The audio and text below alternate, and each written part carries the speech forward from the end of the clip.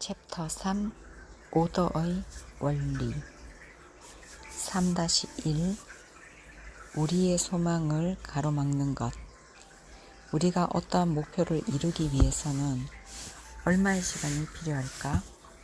예를 들어 대학 강단에 서서 강의하는 교수가 되기 위해서는 얼마의 시간이 필요할까? 아마도 당신은 학위를 취득하고 강의를 진행할 만한 스펙을 갖추기 위해 상당한 시간이 필요하다고 생각할 것이다. 그러나 오더의 관점에서는 이는 올바른 생각이 아니다. 이러한 생각은 오히려 그런 시간을 채워야만 교수가 될 수 있다는 현실을 창조하게 된다. 당신의 소망이 지연되는 원인은 재능이나 조건이 아니다. 당신의 소망을 지연시키는 것은 당신 스스로 만든 제한 신념들 뿐이다. 이러한 신념을 버리면 어떤 일이 생길까? 당신의 생각이 지닌 제한 신념이 없어지는 순간 당신이 원하는 일은 그 즉시 이루어진다. 2017년의 일이다. 당시 나는 NLP 자격 과정을 듣고 있었다. 지금은 사업 파트너가 된 부의 역설 강범구 작가가 한국상담협회에서 NLP 자격 과정 1급을 진행하고 있었을 때였다. 나는 NLP를 배우며 스스로의 삶 속에서 이런저런 실험을 하고 있었다. 마침 과정 중에 교수에 관한 이야기가 나왔는데 당시 나의 드림 리스트에는 교수 되기가 있기도 했다. 그래서 나는 강범구 작가와 교수 되기에 대한 이야기를 나눴다. 아래 대화는 강범구 작가와 나의 문답이다. 교수가 되려면 어떻게 해야 할까요? 교수가 되려면 학위를 더 따고 이것저것 스펙을 쌓아야겠죠? 한 5년 정도 걸리겠는데요. 지금 바로 되지는 않을까요? 지금 교수가 되었다면 어떤 느낌일까요? 신기하고 기분 좋을 것 같아요. 교수가 되었을 때 어떤 말을 들어보고 싶으세요? 교수님, 수업은 정말 최고예요 라는 말을 들어보고 싶네요. 그럼 기분이 어떨까요? 너무 행복할 것 같아요. 이런 질문과 대답이 오갔는데 신기하게도 2주 뒤에 모르는 번호로 전화가 한 통 왔다. 한국영상대학교였다. 그 당시 나는 여러 대학교를 다니며 특강을 다니고 있었다. 그래서 처음 전화가 왔을 때 당연히 특강 요청이라고 생각하고 전화를 받았다. 조승민 작가님이신가요? 네, 그렇습니다. 혹시 독서와 토론 강의를 맡아주실 수 있으신가요? 물론이죠. 언제 가면 될까요? 당연히 특강이라고 생각했다. 몇 월 며칠까지 와주셔야 합니다. 계약서 써주셔야 하고요. 커리큘럼도 만들어 주셔야 하는데 가능하실까요? 예? 혹시 특강 요청 아닌가요? 저희가 이번에 독서와 토론 과정을 신설하는데 그 과목의 외래 교수님으로 모시고 싶습니다. 가능하실까요?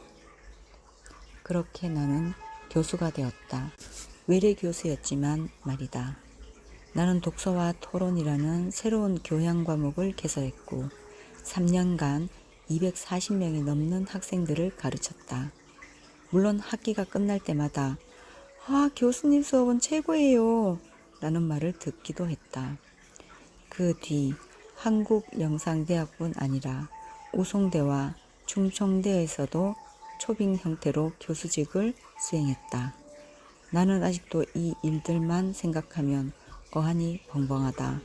나는 그저 오더를 내렸고 그것을 허용했을 뿐이었다. 외래 교수로 재직하고 있던 시기 한 번은 친한 친구네 집에 놀러 가게 되었다. 친구 와이프는 홍익대학교 출신으로 박물관 큐레이터를 했었으나 결혼을 하고 아이를 낳은 뒤에는 직장을 그만두고 있었다.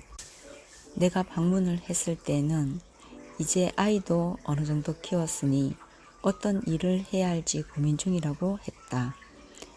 그런 얘기를 들은 나는 친구의 와이프에게도 교수를 해보라고 제안했다. 그러자 그녀는 말도 안 되는 소리 하지 말라며 웃어넘겼다.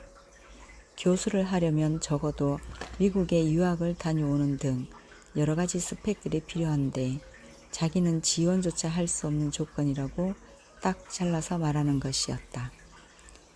그때 나는 참 놀라운 일이라는 생각을 했다. 대학 교수를 해보라고 제안한 내가 이미 대학 교수였기 때문이다. 사실 나와 그녀의 스펙을 놓고 따지자면 하늘과 땅 차이라고 할 만큼 친구의 와이프가 압도적으로 좋았다. 하지만 그녀는 스스로 자신은 교수가 될 수가 없어 라고 딱 잘라 말하고 있었다. 단호함마저 느껴졌던 그녀의 말은 분명 오더였다. 스스로 교수가 될 수 없는 환경을 창조하고 있는 오더 말이다. 앞서 나는 나의 오더를 허용했다고 말했다. 허용이란 내가 가진 제한신념을 내려놓는 것을 뜻한다. 제한신념이란 영어로는 컴플렉스라는 단어와 의미가 상통한다. 컴플렉스는 함께와 플렉, 묶다 라는 어원으로 이루어져 있는데 이것을 문자 그대로 풀어보면 함께 묶여 있다를 뜻한다. 자신의 능력을 과소평가하고 자신의 한계를 걷는 잘못된 인식과 함께 묶여 있을 때 우리는 콤플렉스, 즉 제한신념의 지배를 받게 된다.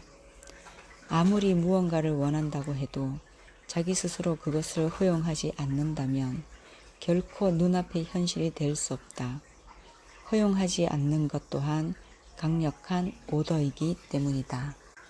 교수가 될 수 있는지 없는지는 어느 쪽이 옳다고 판별될 문제가 아니다. 그저 자신이 결정한 현실대로 펼쳐질 뿐이다.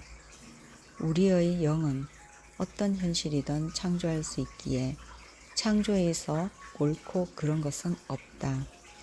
우리는 스스로의 현실이 마음에 들지 않을 때 이것은 잘못된 것이야 라고 생각한다. 하지만 그 현실은 그저 스스로에게 내린 오더의 결과일 뿐이다. 그렇기에 그 무엇도 자신이 불행하다고 생각할 필요가 없다. 오히려 이 현실은 내가 만든 것이구나 라고 깨달아야 한다. 또한 깨달음과 동시에 내가 원하는 현실을 창조해 나가야 한다. 우리나라에는 특히 학력 콤플렉스를 가진 사람이 많이 존재한다. 나 또한 군대에 가기 전까지 학력 콤플렉스에 묶여있던 시절이 있었다. 그러다 군대에서 학력 콤플렉스가 사라져버리는 일을 경험했다. 나에게 그것이 말도 안 되는 현상이라는 것을 알려준 사람은 아이러니하게도 서울대 출신의 소대장이었다. 당시 나는 공군 헌병병장으로 전역을 2주 앞둔 상황이었는데 새로 부임한 신입 소대장을 교육하는 일을 맡게 되었다. 병장이 장교인 소대장을 교육한다는 게 이상해 보이겠지만 신참 소대장 또한 병영 생활 및 여러 문화를 모르기 마찬가지였기 때문에 필요한 과정이었다. 그런 취지에서 나는 소대장과 2층에 있는 내무실을 같이 쓰게 됐다. 공군 헌병에 오는 소대장들은 대부분 서울대 법대 출신들이다. 보통 사법고시에 계속 떨어지다가 나이가 차서 어쩔 수 없이 오게 되는 경우가 많은데 어쨌든 그 신병 소대장과 같은 내무실을 쓰며 자연스럽게 친해졌다. 그러던 어느 날 밤 소대장이 하소연하듯 자신의 속마음을 이야기한 적이 있다. 조뱀! 공군에서 병장은 뱀이라고 부르곤 한다. 네! 나는 참 멍청한 것 같아. 아유, 소대장님이 멍청하시면 저는 죽어야죠. 아니야, 조뱀. 나는 진짜 멍청해. 소대장은 지금까지 살면서 단 한 번도 1등을 놓쳐본 적이 없었는데 서울대 법대 가서 처음으로 1등을 못 해봤다고 한다. 게다가 아무리 따라잡으려 해도 따라잡을 수 없는 격차까지 느끼니 그것이 참 굴욕적으로 느껴졌다고 한다. 정말 진심으로 하는 말이라는 게 느껴졌다. 다시 한번 말하지만 감정이 담긴 모든 생각은 오더가 되어 현실이 된다. 그 신입 소대장은 서울대에 입학한 후 1등이 아닌 현실을 처음 경험했고 그 경험에서 벗어나지 못한 채 자신이 원치 않는 오더를 너무 많이 내리고 있었다. 나는 그 소대장과 대화를 하면서 새로운 사실들을 깨달았다. 컴플렉스라는 것은 그저 자신이 만든 환상이라는 점이었다. 서울대 법대에 다니는 사람도 엄청난 컴플렉스가 있다는 것을 발견하면서 나의 학력에 대한 컴플렉스는 그 즉시 사라져버렸다. 우리나라 최고 학부인 서울대 법대에 다니는 사람도 학력에 대한 콤플렉스를 가지고 있는데 내가 공부를 하면 얼마나 했다고 콤플렉스를 가지겠는가? 이러한 자각을 한 덕분이었다. 우리는 모두 콤플렉스를 가지고 있다. 하지만 그것은 스스로 만든 환상에 불과하다. 오더를 내리고 그것이 현실로 만들어지기 위해서는 허용이 필요하다. 3-2 원하는 것을 이미 이룬 상태. 2012년 나는 대전에 13평짜리 작은 동네 카페를 창업했다. 그로부터 3년이 지난 2015년 나의 첫 책이 출간되었다. 작은 카페를 창업하고 운영하는 방법을 담은 책이었다. 책의 제목은 나는 스타벅스보다 작은 카페가 좋다 였다. 그 당시 나의 경력은 정말 평범했다. 다른 카페에서 아르바이트 2년, 그리고 동네 작은 카페를 3년간 운영한 것이 전부였다. 프랜차이즈 사업을 해서 크게 성공했다거나 국제적인 커피 대회에 나가 우승을 한 적도 없었다. 하지만 그런 상태에서도 책은 나왔고 그 책은 창업 분야에서 베스트셀러가 되었다.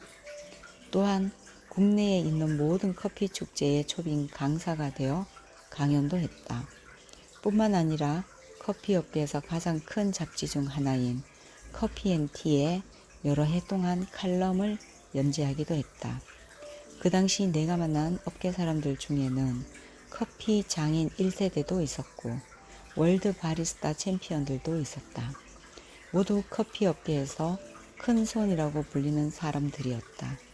그분들과 대화도 하고 함께 강의를 하면서 내심 신기하게 느껴졌다. 나는 이 모든 것이 오더의 결과라고 생각한다. 책을 출간한 이후 깨달은 점이 하나 있다. 무엇인가를 창조하는 것은 모두 영의 소관이라는 점이다. 그리고 영이 무언가를 창조할 땐 우리의 존재 자체가 바뀐다는 점이다. 예를 들어 글을 쓰고 싶다면 당신의 영은 당신을 작가로 만들어 버린다. 그렇지 않다면 그 사람은 결코 작가가 될 수 없다. 이는 오더의 중요한 이치 중 하나다. 조금 더 풀어서 이야기를 해보자. 아직 책을 출간하지 않은 사람이 있다고 가정해보자. 사회적 기준에서 그 사람은 책이 나오지 않았기 때문에 아직 작가가 아니다. 하지만 그는 먼저 작가가 되어야만 책을 쓸 수 있다. 그 책이 출간될지 안 될지에 대한 고민을 하면서 스스로에 대한 그의 인식이 작가가 아닌 상태에 머무른다면 그는 결코 책을 쓸 수 없다. 책이 출간되기 위해선 내가 먼저 작가가 되어 자신만의 글을 써 내려가야 한다. 이때 중요한 것은 글을 쓰는 행위가 아니다. 그 행위는 하나의 결과물에 불과하다. 글을 쓰려면 먼저 작가가 되어야 한다. 그러기 위해서는 생각부터 스스로를 작가라고 인식해야 하고 거기에 맞는 확신의 감정을 가져야 한다. 그럴 때 오더가 내려지면서 영은 우리를 작가라는 존재로 변화시키게 된다. 원래의 그는 평범한 사람이었겠지만 영이 작가라는 존재를 창조하니 그는 작가가 된 현실을 만나게 된다. 작가에게 글을 쓰는 것은 너무나 당연한 일이다. 그렇게 작가가 된 사람은 프롤로그부터 시작해서 한 권의 책을 써내려 가게 된다. 그 책을 쓰는 순간순간 그 사람은 이미 작가이다. 무언가가 되고 싶다면 지금 이 순간 그것이 되어야 한다. 하지만 가끔은 나 스스로 내가 원하는 존재가 되는 것이 어려울 때가 있다. 그렇게 느껴지는 이유는 현재의 나와 내가 원하는 나와의 격차가 너무 멀다고 생각하기 때문이다.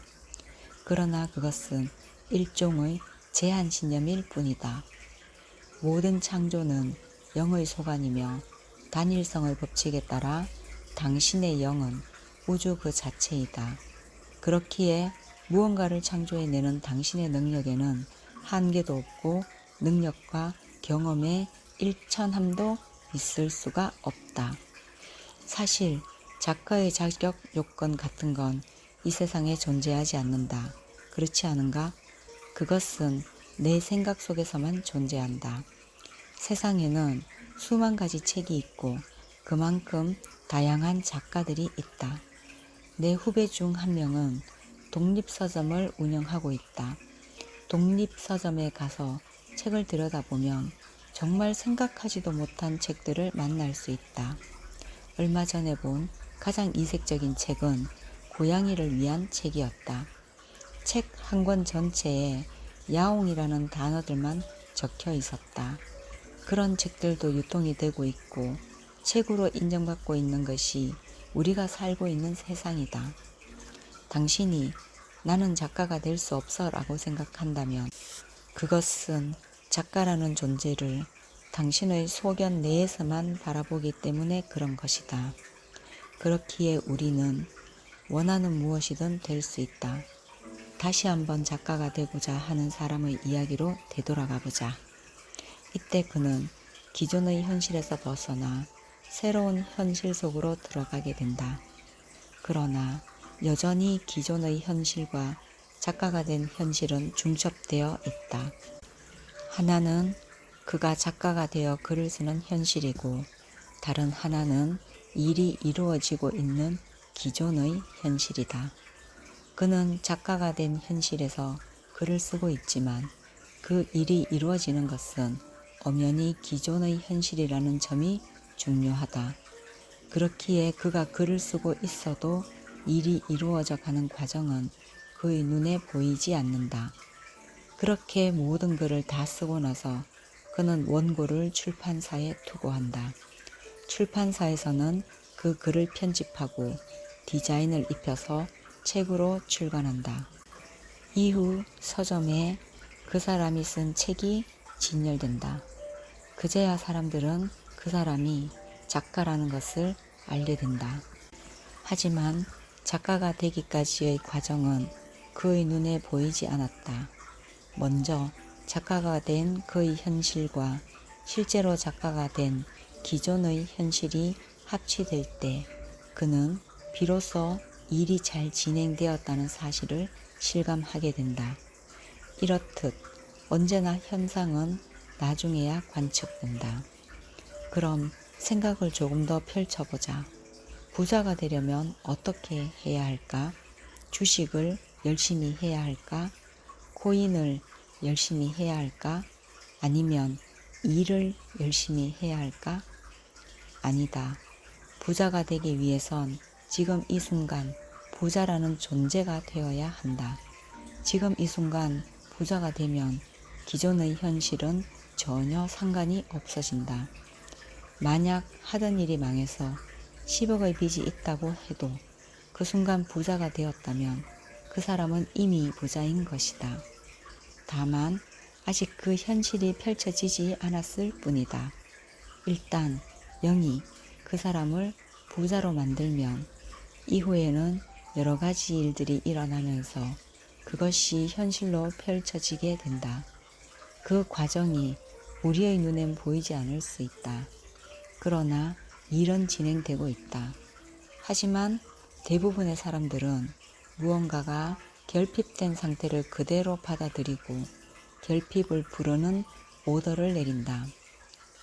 결핍의 씨앗은 결핍의 열매를 맺는다.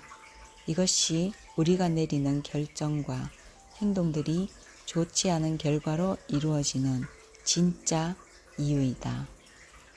무언가가 결핍된 상태에서 외부 환경을 바꾸려고 할 때 우리는 노력을 하게 된다.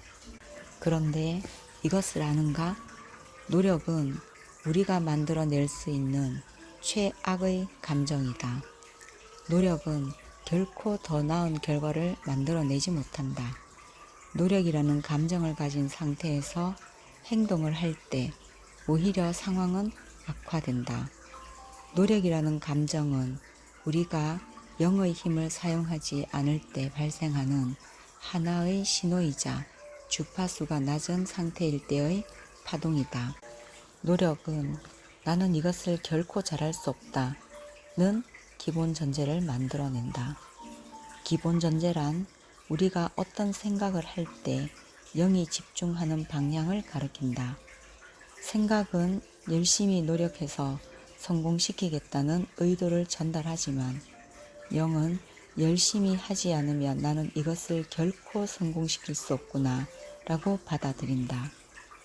이러한 왜곡을 만들어내는 것이 노력이라는 감정의 특징이다.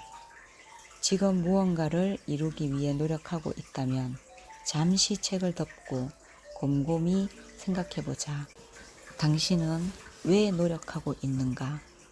아마도 그것을 잘 하지 못하기 때문에 더 잘하고 싶어서 노력이라는 것을 하고 있을 것이다.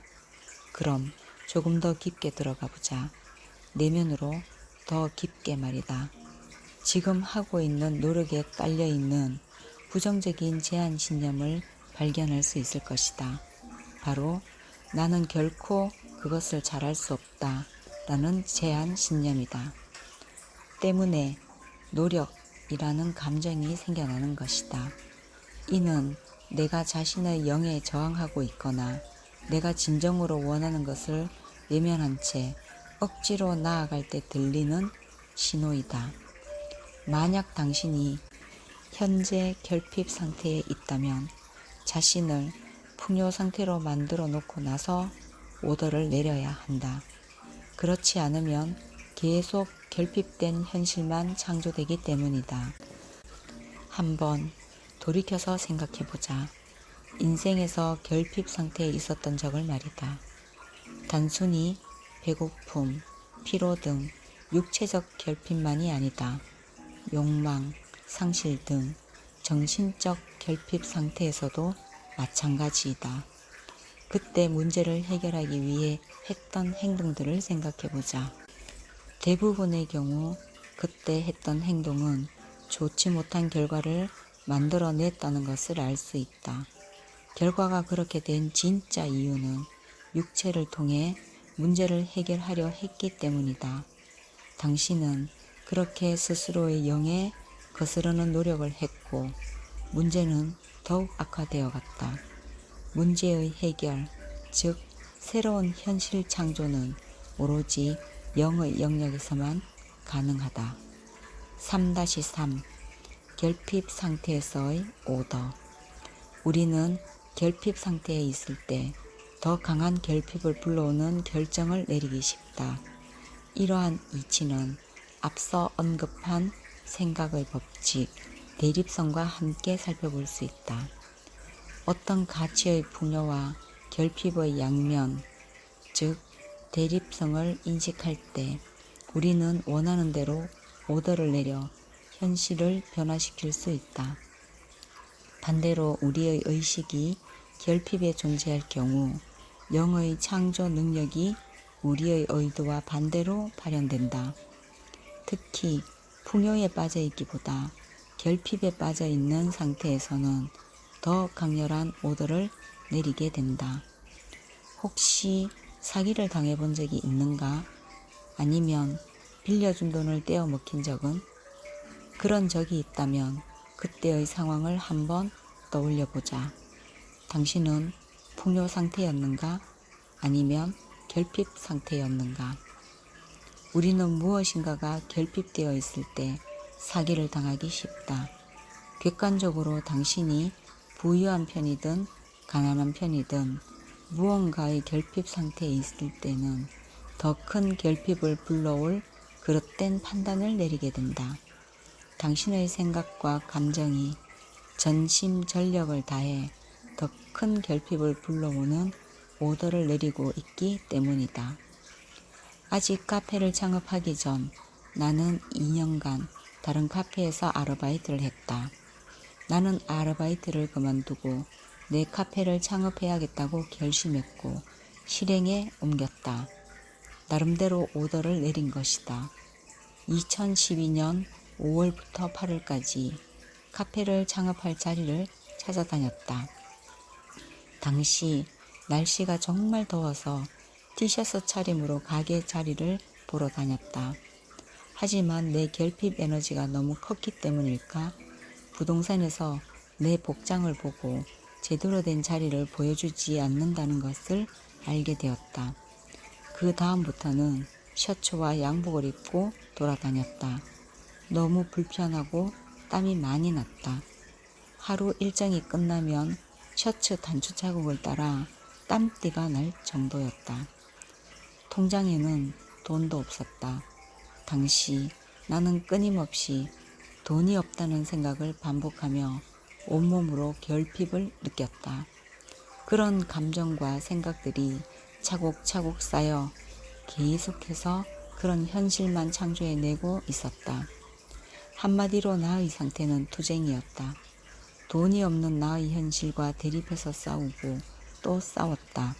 부정적인 생각이 들면 애써 꾹꾹 눌렀다. 각종 부정적인 생각들, 카페를 창업하지 못하면 어떡하지? 라는 두려움, 돈이 없다는 불안감, 뜻대로 되지 않아서 올라오는 좌절 등의 감정을 억지로 눌렀다. 그러던 중 9월 달에 지금의 카페 자리를 얻어 계약을 했다. 당시 통장에는 500만 원이 있었다. 나머지는 대출을 받았다. 그리고 전에 백화점에서 함께 일했던 매니저 누나에게 동업을 제안해 돈을 마련했다. 그때 내 머릿속엔 온통 결핍으로 가득했다. 드디어 나만의 카페를 가지게 되었지만 여전히 불안감으로 가득했다. 그런 상태에서 인테리어 견적을 받았다. 13평의 작은 카페인데 인테리어 견적은 말도 안 되게 높았다. 총 3곳에서 받았는데 견적은 각각 2,800만 원, 3,000만 원, 3,200만 원이었다. 수중에 돈이 없다고 느끼던 나는 더 싼 곳을 찾기 시작했다. 결핍의 에너지를 엄청나게 내뿜으며 말이다. 그러고 나서 어떤 일이 벌어졌을까? 서울에 있는 한 업자를 소개받게 되었다. 그 업자는 자기가 하던 일이 잘 안 되어서 현재 휴업 상태라고 나에게 말해 주었다. 사실 그때 쎄한 느낌이 들었다. 이후 생긴 결과를 생각하면 나는 그때 그 느낌을 신호로 삼았어야 했다. 하지만 당시 나는 그런 영적인 느낌을 자각할 여유가 없었다. 그 업자는 나에게 이 정도 평수는 자기 혼자서 일하면 1,000만 원이면 충분하다고 말해 주었다. 그렇게 일을 시작하게 되었고 일주일이 지나자 업자가 나에게 말했다. 계약금인 200만 원을 벌써 다 써버려서 나머지 자재를 사려면 잔금 800만 원이 필요하다는 것이었다. 그래서 나는 800만 원을 이체해 주었다. 그리고 다음날 그 업자는 잠적해버렸다. 업자와 한동안 연락이 안 된 뒤에야 나는 사기를 당했다는 사실을 깨달았다. 그 업자는 목수 아저씨들에게도 거짓말을 해둔 상태였다. 모든 자재비는 사장이 나중에 줄 거라고 말한 것이었다. 덕분에 나는 셀프로 카페 인테리어를 해야 했다. 그렇게 해서 들어간 돈은 3천만 원 정도였다. 결국 처음 견적받은 금액만큼 부담을 해야 했고, 그러면서 힘은 힘대로 들고 마음은 마음대로 상했다. 이것이 바로 결핍 상태에서 내린 오더의 결과이다. 만약 내가 그 당시 오더의 정확한 원리를 알았다면 이와 같은 현실들은 창조되지 않았을 것이다. 이후 카페를 차리고 나서도 나의 결핍 상태는 계속되었다. 창업을 9월에 했는데 겨울이 되자 매출이 반으로 줄어버렸다. 카페는 겨울이 비수기이다. 그 당시 나는 동업자 누나와 함께 오전 10시에 카페를 연 후 밤 10시까지 일했다. 12시간 동안 일을 한 것이다. 그러다 보니 너무 힘들어서 일요일에는 쉬었다. 하지만 여전히 재정 상태는 좋지 않았다. 더욱이 와이프는 아이를 출산해서 육아휴직 중이었다. 그런 결핍 상태에서 오더를 계속 내리고 있었다. 그러다 보니 내면을 바꾸는 것이 아닌 외부 조건을 바꾸기 위해 투쟁하고 있었다. 당시 나는 매일같이 더 많은 돈이 필요해 라는 생각을 했다. 그리고 어떻게 하면 조금이라도 더 벌까? 라는 생각만 했다. 그래서 아르바이트 사이트에서 이것저것 찾아보았다. 그때 내 눈에 들어온 곳은 도시락 업체였다. 새벽 5시부터 아침 8시까지 하루에 3시간 동안 일하는 아르바이트였다. 월요일부터 금요일까지 매일 3시간씩, 월급은 30만 원이었다. 카페 출근이 10시이니 조금 더 일찍 일어나서 그 일이라도 해야겠다는 생각을 했다. 그렇게 그 일을 시작하고 고난의 행군이 되었다. 지금 생각해보면 모두 내가 내린 오더였고 내가 만들어낸 현실이었다. 겨울 내내 그 일을 했다. 그러던 어느 날 일을 마치고 돌아오는데 비가 내렸다. 3월이었다. 교통비를 아끼려고 자전거를 타고 오는 중이라 비를 쫄딱 맞았다. 도시락 업체에서 집까지 오는 하상도로에는 유채꽃들이 활짝 펴 있었다. 나는 비를 너무 많이 맞아서 덜덜 떨었다. 앞이 보이지 않을 정도로 세찬 비가 내리고 있었다. 중간쯤 오자 그 비는 언제 왔냐는 듯 그쳐버렸다. 그리고 하늘이 맑게 개었다. 맑게 갠 하늘과 활짝 핀 유채꽃들, 그리고 그 중간에서 자전거를 타고 있는 내가 불현듯 머릿속에 각인되었다. 그 순간 무엇인가가 바뀌었다. 그것은 깨달음 같은 감정이었다. 이렇게 아둥바둥 살려는 내가 스스로 봐도 딱해 보였다. 하지만 한편으로는 또 대견해 보이기도 했다. 그 순간 나는 스스로를 객관적인 시각에서 바라보게 되었다. 그러면서 구절 하나가 떠올랐다. 그러므로 염려하여 이러기를 무엇을 먹을까, 무엇을 마실까, 무엇을 입을까 하지 말라. 너희 하나님 아버지께서 이 모든 것이 너희에게 있어야 할 줄 아시느니라.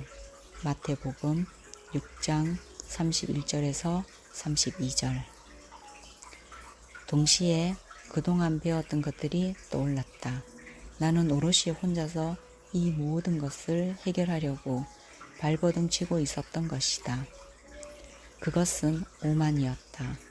신의 손이 나의 손보다 작다고 우기는 오만이었다. 너희 아버지께서 이 모든 것이 너에게 있어야 할 줄 아시느니라. 이 말이 떠오른 나는 그 자리에서 펑펑 울었다. 뒤돌아보니 나는 부족한 것이 하나도 없었음을 발견했다. 모든 것은 기도한 대로, 뜻한 대로 이루어진다는 것도 알게 되었다. 부족하다는 것은 마음의 상태일 뿐이라는 점을 비로소 깨달은 것이었다. 그러자 새로운 아이디어가 떠올랐다. 카페를 10시가 아닌 5시에 열면 되겠다는 생각이었다. 내 카페니 내가 그냥 일찍 열면 되는 것이었다. 그럼 손님이 올 테고 분명 하루에 1만 원 이상은 더 벌게 될 것이었다. 이전까지 그런 생각을 못했던 것은 동업자 누나에 대한 잘못된 배려 때문이었다. 내가 일찍 나온다고 하면 부담이 될까봐 말을 꺼내지 못했던 것이다. 거기까지 생각이 미치자 그날부로 도시락 업체를 그만두었다. 그리고 바로 다음 날부터 새벽에 카페를 열었다. 그러자 매출이 급상승했다. 8시 30분부터 10시까지 매출이 10시부터 12시까지 매출보다 2배가 높았다. 그 이후부터는 배려라고 생각했던 모든 일을 그만두었다. 나는 동업자 사장이 아닌 그냥 사장이 되기로 했다. 그러자 여러 가지 아이디어들이 뿜어져 나왔다. 국내 최초로 바인드를 이용해 쿠폰북을 만들었고 여러 가지 마케팅 기법을 적용했다. 카페를 활성화시키기 위한 전략들이 본물 터지듯 생각나기 시작했다. 나 스스로 풍요의 상태에 들어오니 샘솟는 아이디어들도 모두 풍요로운 결과를 가져왔다. 그 시기에 나온 아이디어와 결과들을 글로 묶었더니 책으로 나오기까지 했다. 이것이 바로 결핍 상태와 풍요 상태의 차이이다. 지금 이 책을 읽고 계신 분들에게도 묻고 싶다. 당신은 지금 어떤 상태에 있는가? 3-4 인간관계에서의 오더. 나는 28살에 결혼을 했다. 무자본 결혼이었다. 무자본 창업도 아니고 무자본 결혼이라니. 결혼에 대한 생각은 사람마다 각기 다르기 마련이다. 요즘 뉴스나 방송들을 보면 결혼을 하려면 1억 원에서 3억 원이 필요하다는 말을 우습게 한다. 사실일까? 아니다. 그것은 하나의 주장일 뿐이다. 당신의 생각은 어떠한가? 뉴스나 방송에서 들은 이야기들을 그대로 받아들이지 말고 스스로 한번 계산해보라. 따지고 보면 결혼이라는 것은 매우 간단하다. 남자와 여자가 한 집에 사는 것이 결혼이다. 간단하지 않은가? 만약 원룸에서 신혼을 시작한다면 결혼은 돈 없이도 할 수 있다. 이런 생각은 우리 아버지로부터 물려받은 유산이다. 우리 아버지는 목사다. 아버지는 대학생들에게 설교를 할 때마다 결혼은 돈 없이 하는 것이다 라고 말했다. 그렇게 설교하여 아버지가 결혼을 시킨 커플이 꽤 많이 있다. 집이 있어야 하고 혼수가 있어야만 결혼할 수 있다는 생각도 하나의 믿음이다. 반면 집과 혼수가 없이도 결혼할 수 있다는 생각도 하나의 믿음이다. 결국 선택의 문제인 것이다. 믿음이란 이렇게 강력한 것이다. 그 자매와 결혼할 거니? 내가 28살이 되던 해에 아버지가 나에게 물으셨다. 나는 그렇다고 대답했다. 당시 나와 그녀는 모두 대전에 있는 회사를 다니고 있었다. 둘 다 직장 생활을 하면서 연애를 하고 있었다. 그녀는 내가 전역을 한 지 일주일 정도 됐을 때부터 우리 교회에 다니기 시작한 새내기 자매였다. 아버지는 결혼을 할 거면 일찍 하라고 이야기했다. 둘 다 직장인이니 풀옵션 원룸을 구하면 된다는 것이 아버지의 생각이었다. 풀옵션 원룸에서 살면 집을 구할 필요도 없고 혼수도 할 필요가 없다는 것이었다. 나 자신은 아버지의 생각을 납득할 수 있었지만 자매의 아버지, 그러니까 장인어른에게 이 말을 할 엄두가 나지 않았다. 그런 이야기를 아버지에게 하자 아버지는 논산에 가서 장인어른을 만나고 오겠다고 했다. 그리고 아버지는 장인 어른을 진짜로 만나고 왔다. 두 분이 어떤 대화를 했는지는 자세히 모르지만 어찌됐든 결혼 날짜가 잡혔다. 논사는 5월에서 10월까지는 논번기라 바쁘다. 그래서 겨울에 결혼식을 하기로 결정됐다. 그렇게 나는 그해 12월에 정말 무일푼으로 결혼을 하게 되었다. 축의금으로 신혼여행도 다녀올 수 있었다. 사실 이 결혼은 우리 아버지의 오더가 아니었나 싶다. 아버지가 믿고 있는 신념의 힘으로 주변 사람들이 모두 동의하게 되었고 그것이 현실이 되었으니 말이다. 또한 나는 어렸을 때부터 반려자에 대한 기도를 이렇게 했다. 내가 아무것도 없어도 내 능력을 믿어주는 사람과 함께하게 해주세요. 이 오더는 결국 이루어졌다. 나는 정말 아무것도 없을 때 결혼을 하게 됐다. 거기에서 더 나아가 나는 신혼여행을 다녀온 후 다니던 직장을 그만두었다. 작가가 되고 싶었던 나는 1년간 도서관에 가서 책을 1000권을 읽는 목표를 세웠다. 신혼여행 때 그 이야기를 하자 와이프는 나를 믿어주고 허락해 주었다. 가끔 그 이야기를 하면 와이프는 자신이 그때는 정말 콩깍지가 쉰 상태였다고 말하곤 한다. 사랑은 우리의 의식을 가장 빠르게 영에 가깝게 만들어주는 신기한 존재다.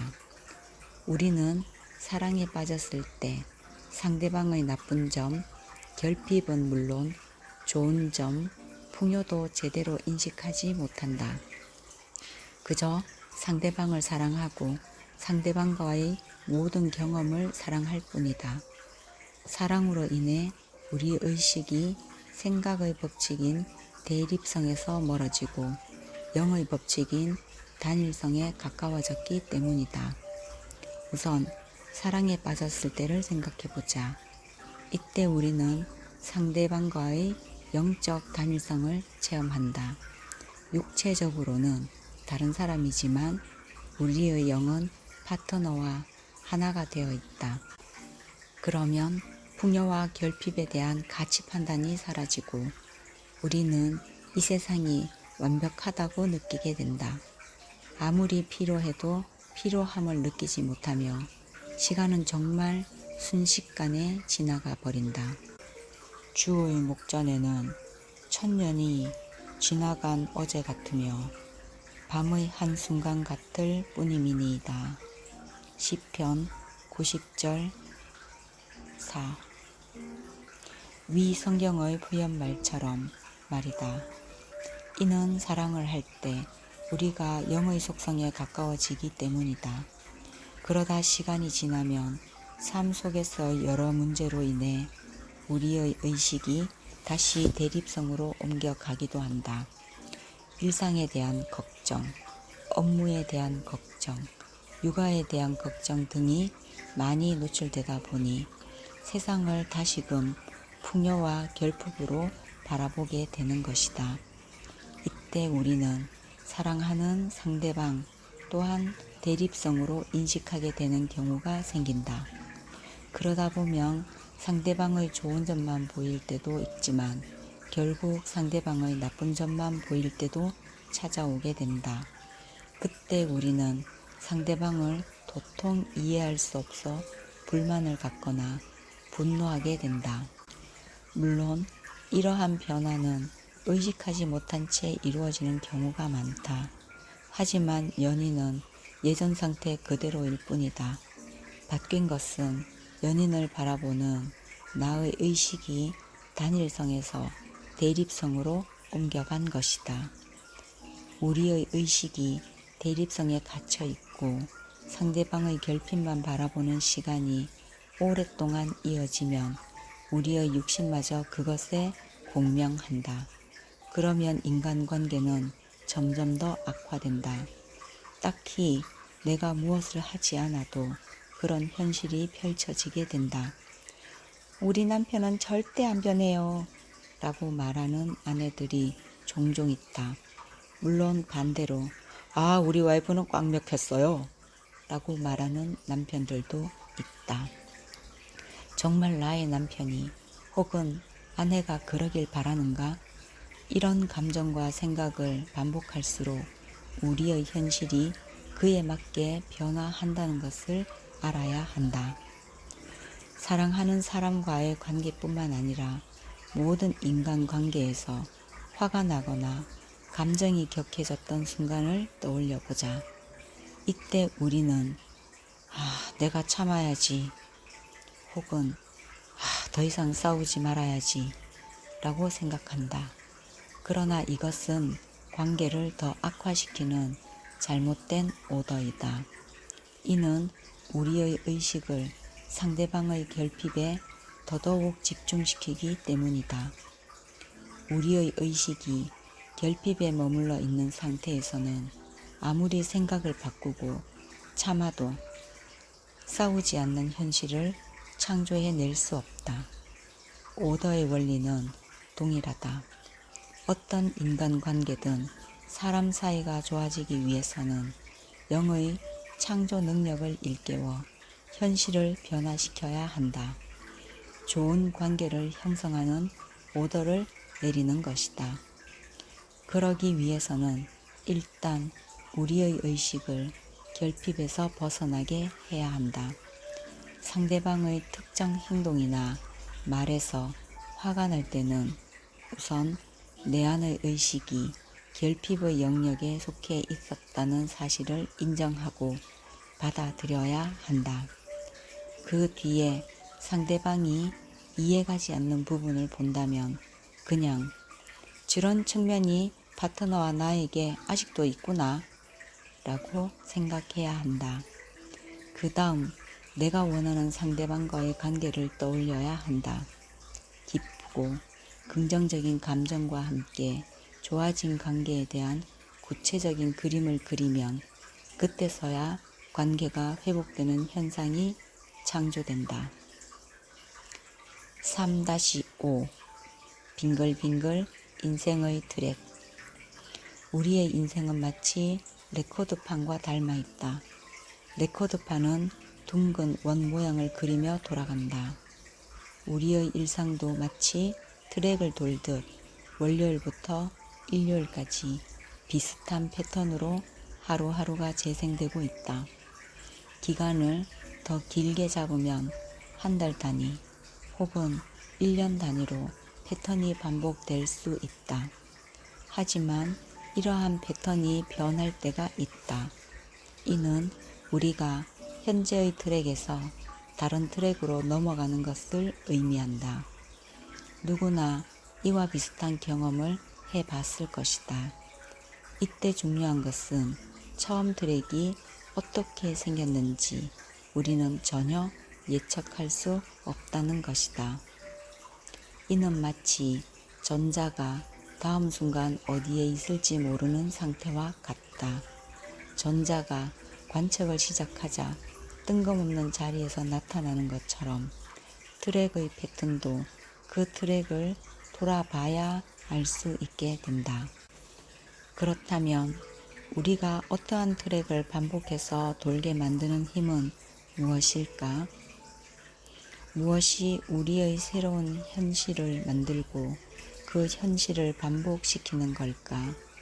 앞에서도 말했듯 그것은 내일도 오늘과 같을 것이라는 우리의 믿음이다. 그리고 그 믿음의 출처는 당신의 정체성이다. 당신을 둘러싼 현실을 반복시키는 힘은 당신의 정체성에서 나온다. 정체성은 나는 이런 사람이다 라는 생각과 감정으로 구성되어 있다. 그렇다. 정체성이야말로 끊임없이 나를 창조하고 내 주변을 창조하는 오더인 것이다. 나는 오랫동안 바리스타라는 정체성을 가지고 있었다. 바리스타라는 인생의 트랙을 재생할 때 나의 일과는 다음과 같았다. 카페에 출근하고 일하고 손님을 맞이하고 퇴근하고 집에 와서 휴식을 취한다. 하지만 어느 날 온라인 비즈니스 마케터라는 정체성을 선택하자 내 인생의 트랙은 변환되었다. 그리고 이전과는 전혀 다른 삶을 살게 되었다. 시간이 지나고 나서 그것들이 이루어진 과정을 보면 하나로 연결되어 있는 것처럼 보인다. 하지만 그 일들이 진행되는 도중에는 나에게 일어난 일들을 나는 전혀 예측할 수 없었다. 여호와의 말씀에 내 생각은 너희 생각과 다르며 내 길은 너희 길과 다르니라. 이는 하늘이 땅보다 높음같이 내 길은 너희의 길보다 높으며 내 생각은 너희의 생각보다 높으니라. 이사야 55장 8절에서 9절. 사람이 마음으로 자기의 길을 계획할지라도 그의 걸음을 인도하시는 이는 여호와이시니라. 잠언 16장 9절. 위 구절들처럼 우리가 생각으로 계획을 세운다 할지라도 그것을 이루는 영의 창조는 결코 이해할 수 없고 예측할 수도 없다. 다음 트랙으로의 이동이 벌어질 때 이루어지는 일들은 우리 눈에는 우연처럼 보인다. 하지만 지나고 나서 보면 그 모든 일들이 우연이 아니었음을 깨닫게 된다. 우리의 인생 트랙은 정체성에 따라 고정되기도 하고 다른 트랙으로 이동하기도 한다. 이때 우리는 우리가 처해 있는 환경 때문에 특정 정체성을 가지게 되었다고 생각한다. 하지만 그것은 착각이다. 실상은 그 반대이다. 우리는 자신의 정체성을 스스로 정하게 된다. 그에 따라 우리의 환경이 펼쳐지는 것이다. 따라서 우리가 주변의 환경을 바꾸고 싶다면 스스로의 정체성을 바꿔야 한다. 그 밖에 어떠한 노력이나 행동은 모두 필요 없다. 노력과 행동은 우리의 정체성이 만들어낸 트랙에 따라오는 결과물들이기에 노력과 행동이 나의 현실이나 환경을 창조해낸다는 것은 앞뒤가 바뀐 해석이다. 지금까지 살아온 세월을 한번 돌아보자. 어느 시점에서 당신의 트랙이 변환되었는가? 거기에 힌트가 있다. 어느 시점에 똑같았던 월, 화, 수, 목, 금, 토, 일이 완전히 바뀌었는가? 곰곰이 생각해보고 기억해내자. 당신은 이미 알고 있다. 그저 자각만 하면 된다. 당신의 트랙이 바뀐 그날은 당신이 정체성을 바꾼 직후였을 것이다. 우리의 정체성은 의도적인 오더에 의해서 변화되기도 하지만 전혀 의도하지 않은 상태에서도 변환되기도 한다. 그것은 나의 에고가 더는 손을 쓸 수 없을 때, 즉 모든 것을 포기한 상태일 때 일어나는 경우가 많다. 에고가 더 이상 할 수 있는 일이 없을 때 우리는 스스로의 운명을 영에게 내맡긴 상태가 된다. 이때 우리의 영은 가장 저항이 적은 방향으로 우리의 삶을 이끌어 나간다. 의외로 그러한 흐름 속에 들어가면 모든 일들이 쉽고 수월하게 진행된다. 저항은 흐름에 따르지 않을 때 생기는 것이다. 흐름에 따르지 않는다는 것은 현실과 투쟁한다는 것을 뜻한다. 이미 내가 창조한 현실을 내부가 아닌 외부에서 바꾸려고 할 때 저항이 생긴다. 이것은 돛을 펴고 항해하는 것에 비유할 수 있다.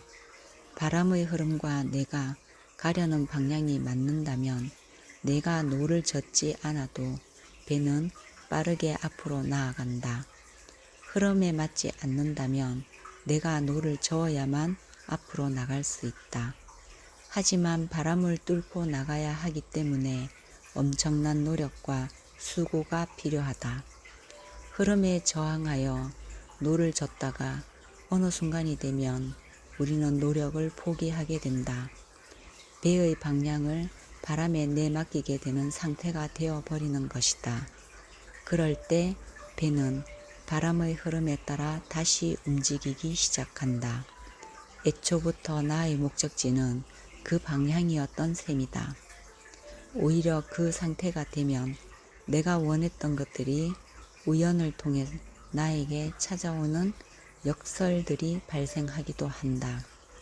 예를 들어 영업을 따내려고 애쓸수록 한 건도 못 따다가 다 포기하고 다른 일을 알아보려고 할 때 영업이 한 건, 두 건 어디선가 들어오는 상황 같은 것들 말이다. 이런 일들을 살면서 한두 번은 경험해 보았을 것이다.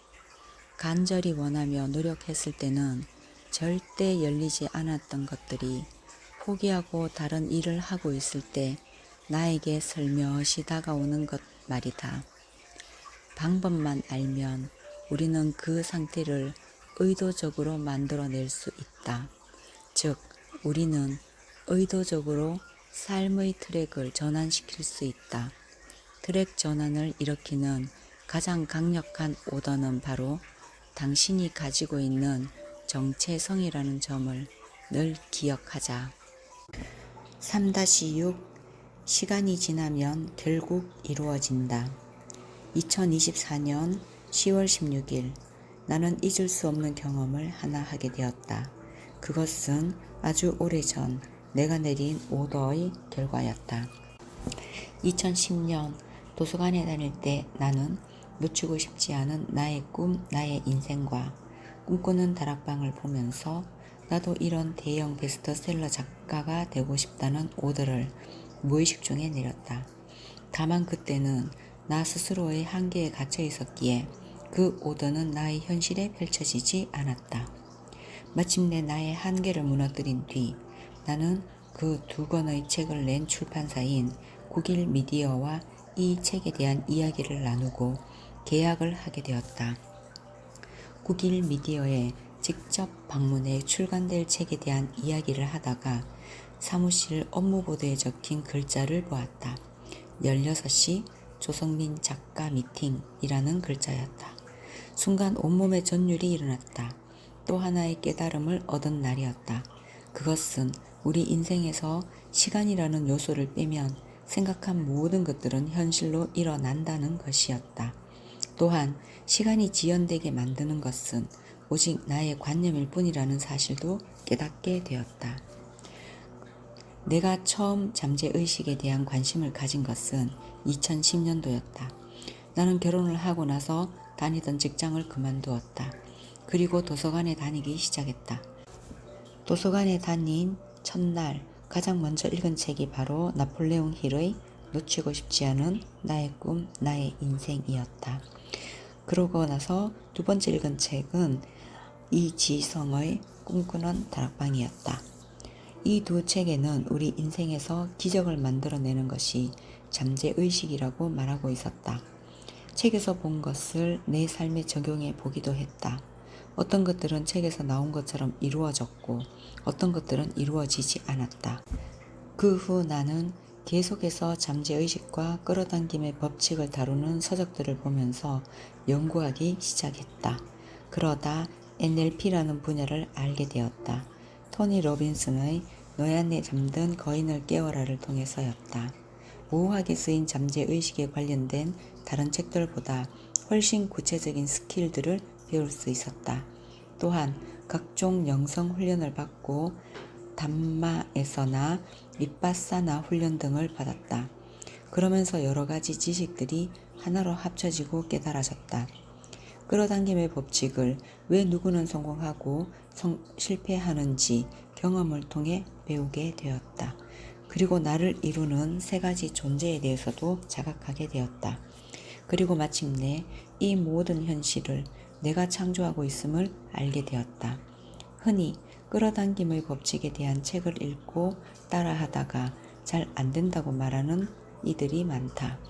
그들 중 대부분의 의식이 결핍 상태에 놓여 있고 그것을 자각하지 못한 상태여서 그렇다. 만약 의식이